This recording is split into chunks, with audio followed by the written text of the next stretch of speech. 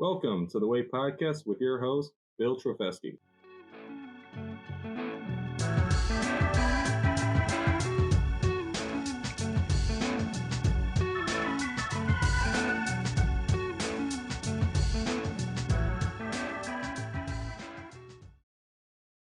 For more, go to podcasttheway.com. Now, before I start this episode, if you have a young kid in your car, remember listening to an episode is optional. And the views expressed in this program do not reflect the views of the staff, management, or licensee of the station. Now, let's get into it. My guest today is Kaitlyn Bailey. Once a former sex worker, is now an advocate for decriminalizing sex.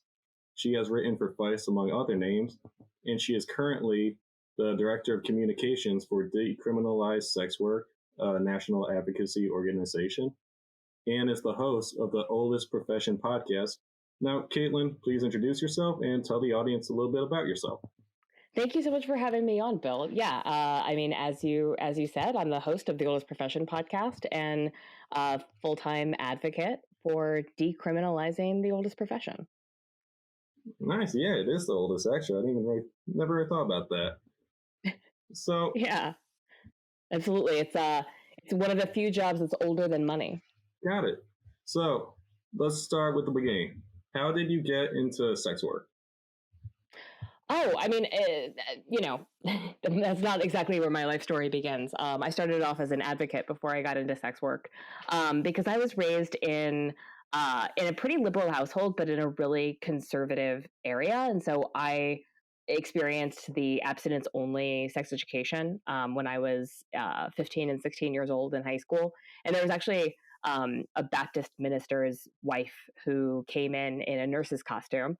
And I say that it was a costume because she had no medical training. And she put glue on a piece of paper, and then she stuck another piece of paper to it, and she tore it apart. And she was like, "This is what happens to your body when you have sex with someone. You leave pieces of yourself all over them." And I really rejected that view of the world. And so I got into sex work as the only daughter of an upper middle class home out of curiosity and a nagging sense that I was being lied to about sex and my body and power and money and all sorts of other big concepts. And so I did, quote unquote, the worst imaginable thing. And became a sex worker at 17 and a half, my junior and senior year of high school.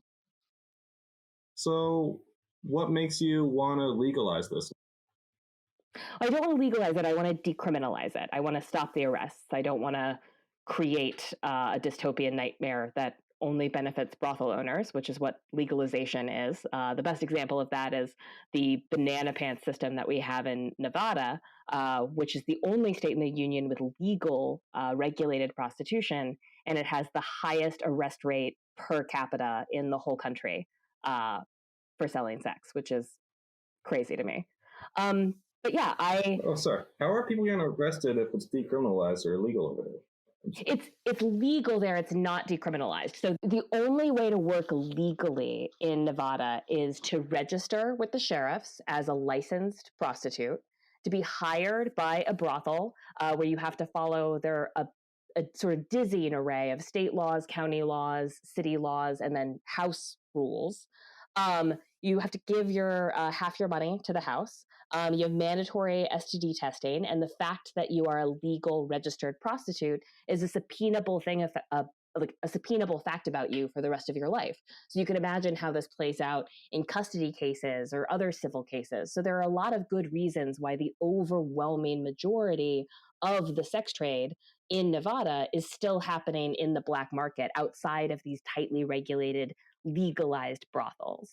And that's what you get when you legalize something instead of decriminalizing it, is you sort of erect, these new rules and regulations that only end up creating a two-tiered system. But what we're trying to do is treat sex work like sex, where if two consenting adults want to engage in sexual activity with each other, whether they exchange money or not is nobody's business, and certainly isn't a crime.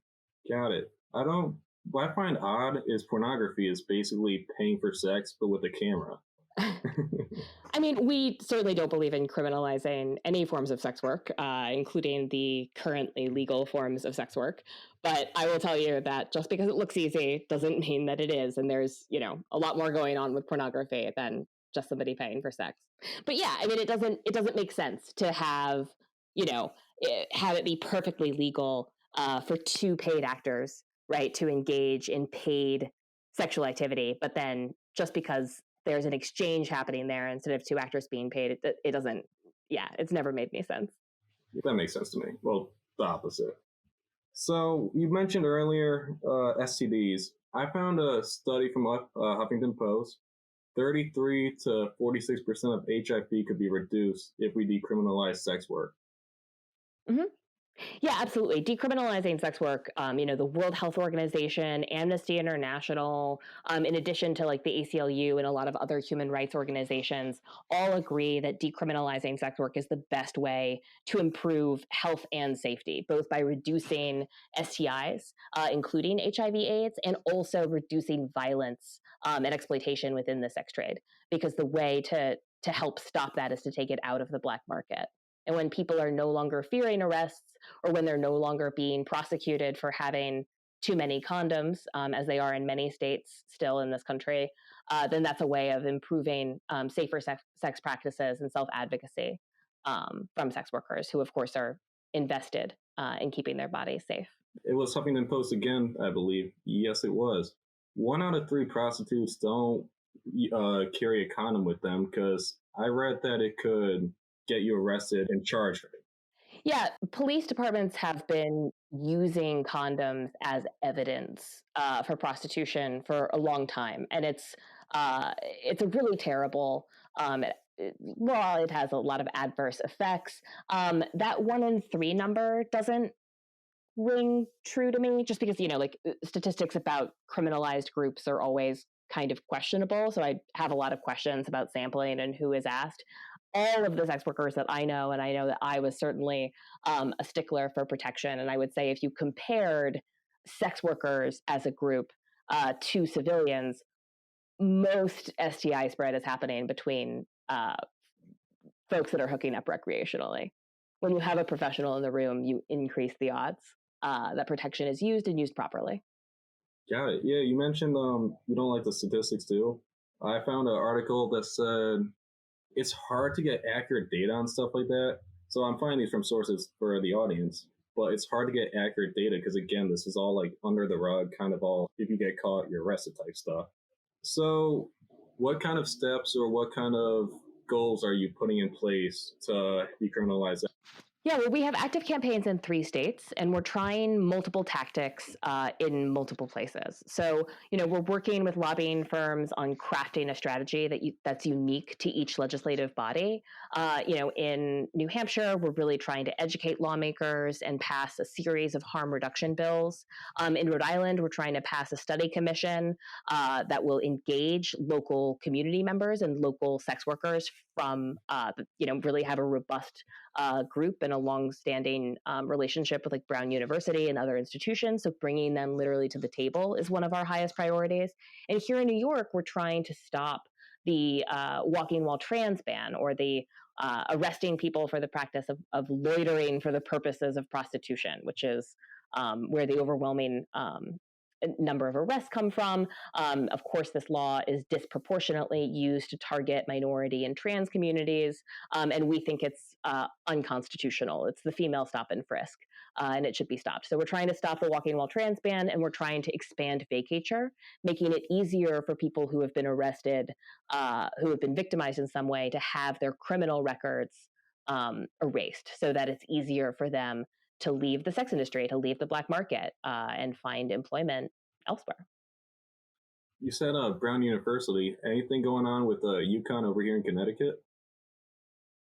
We aren't active in Connecticut yet, but we're working around Connecticut. We look forward to working in Connecticut. Got it. All right. We're also talking to legislators in Maine and Vermont. Yeah, I get it. We're in the middle of Boston and New York City. We get the middle ground of all the attention, I feel like. We will try. Do you feel like we could decriminalize sex work in Connecticut? Do you feel like your friends are on board? Well, Oh yeah, I asked my roommates too, and they're like, it's the my body, my choice argument. Yeah. And so that's their stance too, or their view. And also for Connecticut, our governor, he's been saying he's going to legalize weed for some years now. We are supposed to be one of the next 5. And if we're not legalizing weed, I don't know if that's going to come anytime soon, but who knows? Mm-hmm. Oh yeah, stance on legalizing weed?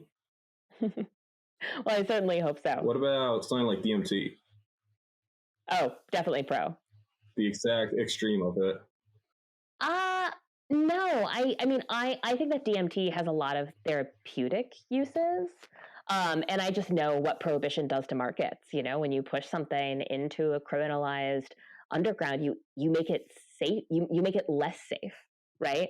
You know, we know this to be true about alcohol, we know this to be true about abortion, we certainly know this to be true about marijuana. You know, with a drug like DMT, I feel like I would rather have it administered and prescribed in a doctor's office than, like, you know, sold to kids at parties. Yeah, which actually kind of leads to the next thing I'm going to bring up too. One thing about prostitution I found is a lot of people, instead of, like, they sell for money too, but there's also the selling for drugs. So would you be for safe injection sites to reduce? Yes, I'm definitely pro all harm reduction techniques, including safe injection sites. Like that absolutely aligns with what I and most of the folks that I work with believe in. But I will say that, you know, people do sex work in order to do drugs, but people do all kinds of labor in order to afford their drugs. So it's, you know, like, people with money do drugs. That's I do not feel like drug users are overrepresented among sex workers. Yeah, in Connecticut, we have a few wealthy towns like Avon or even Glastonbury, and that's the cocaine, the rich man's drug. Right. And okay, so a lot of people are against it because either religious or they say it's like taboo. What do you say to people like that? I think that they have a lot of internalized misogyny to work through. And, you know, in terms of the religious argument, Jesus spent a lot of time with sex workers. He was a big fan. I'm not religious, but wasn't like his girlfriend or his mother, wasn't one of them a prostitute? Mary Magdalene, it's complicated, but absolutely, you know, yes, some say that she was a reformed sinner, a reformed sex worker.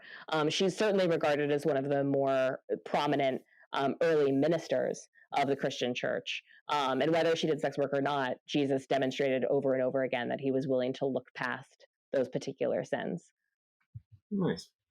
Okay, so decriminalizing sex work, what kind of impact would that have on pimps in that industry? Yeah, pimps are an invention of criminalization. We didn't see pimps in the sex work economy. The majority of sex work took place in brothels that were actually run and often owned by madams. But once we start arresting women on the suspicion of loitering for the purposes of prostitution or spreading venereal disease, or, you know, soliciting, then you need a male escort in order to move freely in public spaces. So this is when you start to see pimps who are taking over the economy because men are allowed to travel in public spaces without being suspected or arrested for prostitution. So sex workers end up employing these folks, and then that creates the potential for an exploitative third party. But it's fear of the police that pushed people into the arms of pimps. Okay. And you said the economy. I feel like one argument that I feel is really easy, knowing our government, is illegal prostitution worldwide, according to the Bureau of Economic Analysis, makes roughly $10 billion. So just go to the government, tell them, hey, listen, tax some of that, and boom, money. Well, I mean, I will tell you that most of the sex workers that I know are already paying taxes, just like most of the comics that I know are paying taxes. Just because you're being paid in cash, as any bartender will tell you, doesn't mean that you don't have to report. Okay, but doesn't I worked a pizza job and I was paid under the table and I didn't have to pay taxes for that, so do a decent amount still afford? Well, yeah, but no one's going to arrest you for delivering pizzas, so it's probably less important that you have, like, your I's dotted and your T's crossed. But if you're engaged in criminal activity, then it's important that you don't leave a loophole by not doing the IRS filing correctly. Got it. All right, that makes sense. And Are you familiar with the Norway model? Yeah, absolutely. We call it the entrapment model. Some people call it the end demand model. It's the idea of arresting uh, men, right, who are framed as buyers and pimps and trying to end the demand for sex, which is, I think, ludicrous on its face.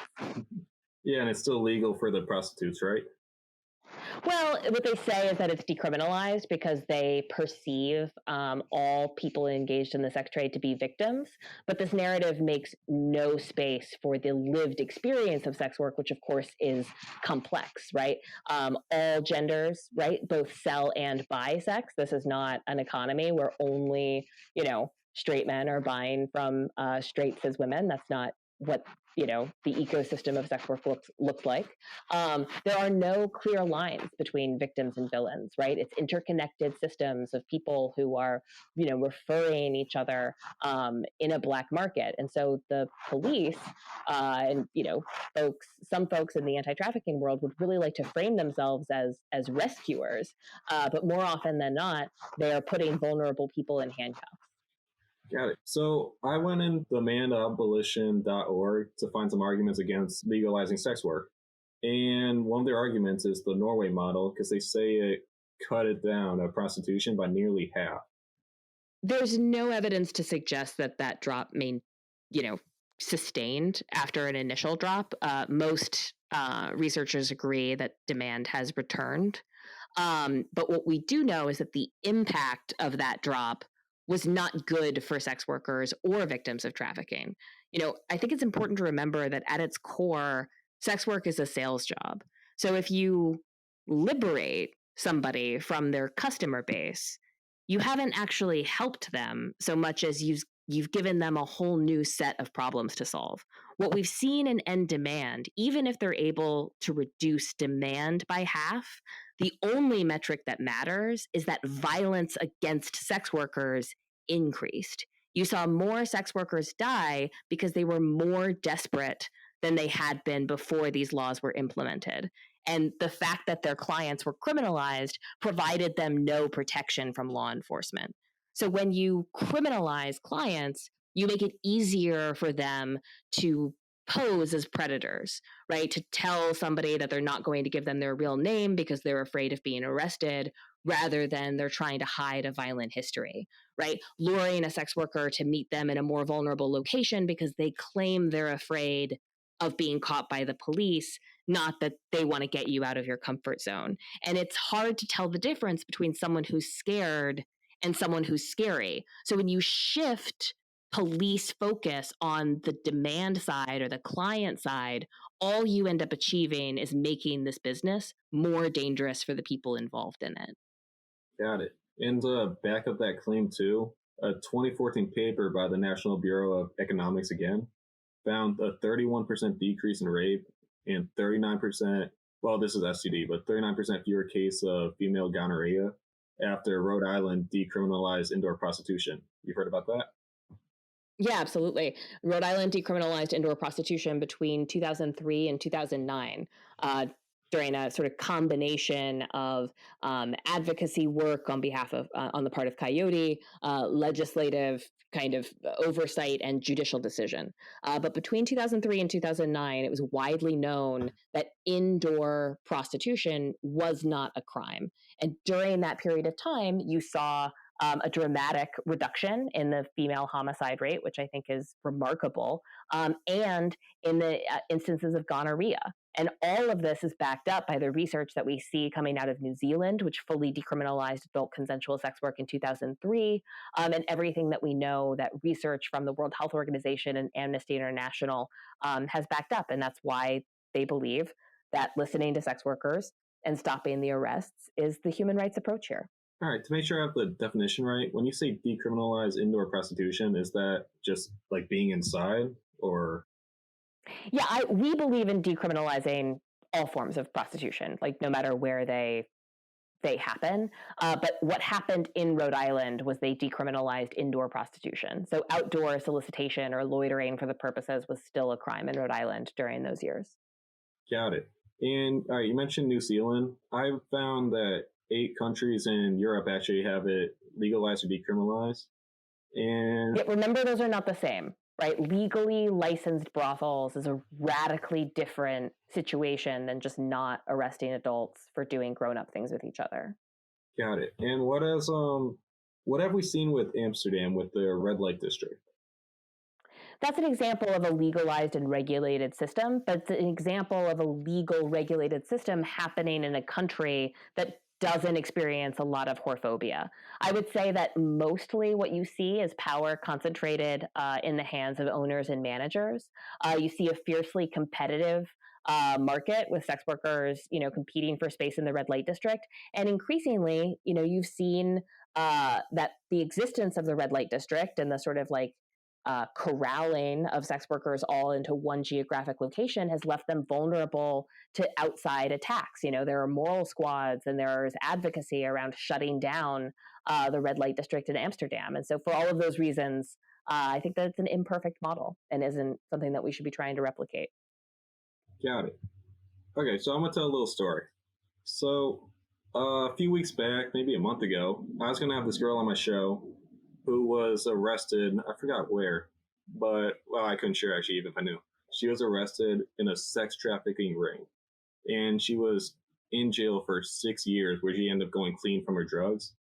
And I was gonna have her as anonymous, have her on the show, but to have her on the show and talk about the sex trafficking industry, I did some research, obviously, like on my podcast. So I went on the dark web. I used to show that to all the kids in high school, like, oh, look, I'm by DMT in the dark web. Look how cool I am. But I went on the dark web, see if I could find out how to buy a girl. 20 minutes, I couldn't. But then I found out you can actually just go on the regular web and buy what's called an escort. So what can you tell me about an escort? I mean, yeah, sex work is a big umbrella term that definitely means lots of different things to lots of different people. It includes, all forms of prostitution, whether that prostitution is happening, on the side of the street or in a hotel room or in a brothel or in a massage parlor, stripping or different kinds of performance, whether those are peep shows, or different levels of striptease performance, including burlesque, different sorts of pornographers, fetish workers, BDSM workers.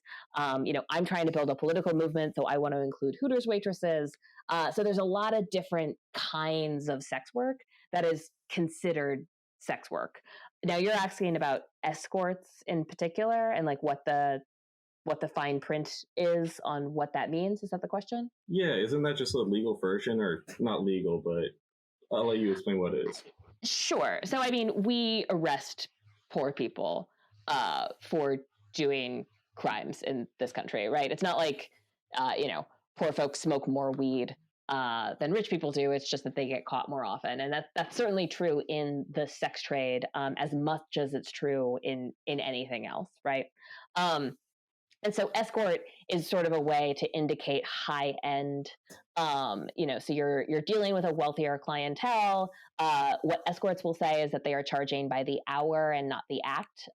Different kinds of sex work can be negotiated differently, right? Strippers charge per song, for example. And so, yeah, it's kind of a bit of a legal rigmarole that essentially indicates or tries to indicate that you, the sex worker, or you, the client, have access to lawyer money. And if you go after us, then it'll be a pain in your ass. And that's like a way to signal that to cops. It's much easier for them to go after undocumented immigrants. I can see that. If we decriminalize the sex work industry, how would that impact sex trafficking? I think it's the only way to eliminate it, right? This is by decriminalizing sex work, you remove the incentives for the black market and you bring what was in the dark into the light. So now, if somebody is being violently exploited by their employer, they can report that abuse to law enforcement without fearing arrest themselves. Or if a client gets violent with them, or even if a boyfriend or domestic partner gets violent, then sex workers will be free to report those violent crimes committed against them without fearing this ridiculous charge for being a sex worker. So that, I think, will be the biggest impact of decriminalizing sex work, is taking it out of the black market and freeing up law enforcement to go after our shared enemy here, which are violent exploiters. Okay, bringing it back to what I searched up for arguments against, one of the ones I found is that when it became decriminalized, a lot more immigrants would come to the Netherlands, and since they were illegal, it would therefore increase illegal prostitution. We haven't seen an increase in prostitution in New Zealand since it was decriminalized in 2003. And that's the model that we would want to replicate here. In terms of Amsterdam, I think what it sounds like is they institutionalized sort of a sex tourism model, which I do think is inevitable if you have like regulated, legalized systems. Like that's what they're trying to do in Nevada. I could see that that would be what they're trying to do in the Netherlands. But if you just decriminalize it and you don't allow these monopolies or geographic monopolies to pop up, then it's a pretty stable economy. If this becomes decriminalized, could we see like sort of monopolies or corporations come and make a big profit or dominate the industry? I hope not. I think that that is more likely in a legalized system where you require licensing or other things for like big players to try to monopolize and control.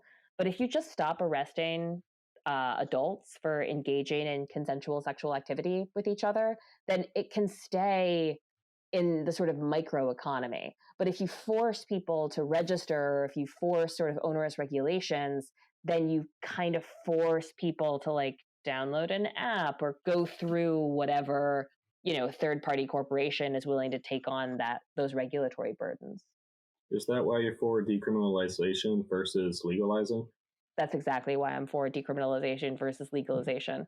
I think that sex work is work, but it is also sex.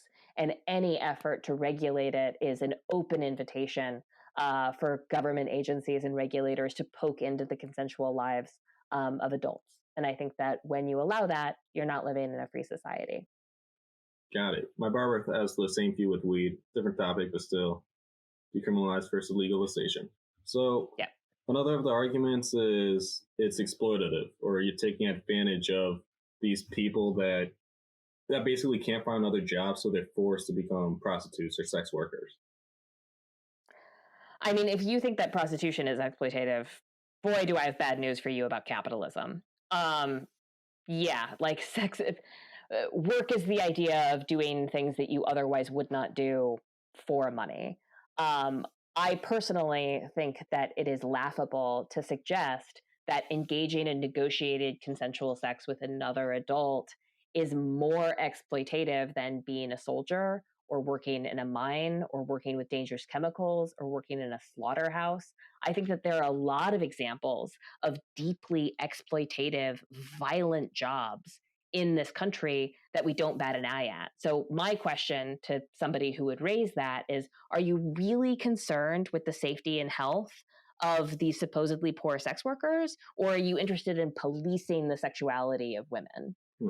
You said, again, like capitalism taking advantage in general. I saw a quote the other day.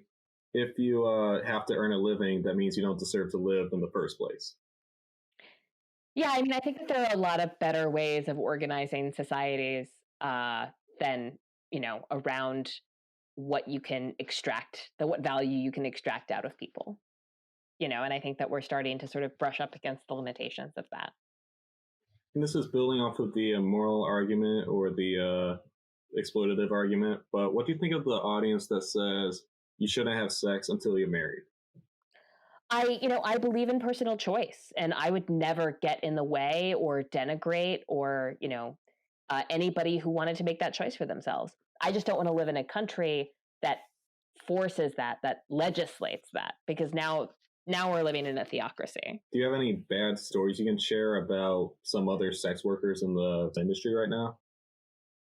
I mean, I have some really terrible stories I can tell you about the time that I was working at Starbucks and all of the terrible things that happened there.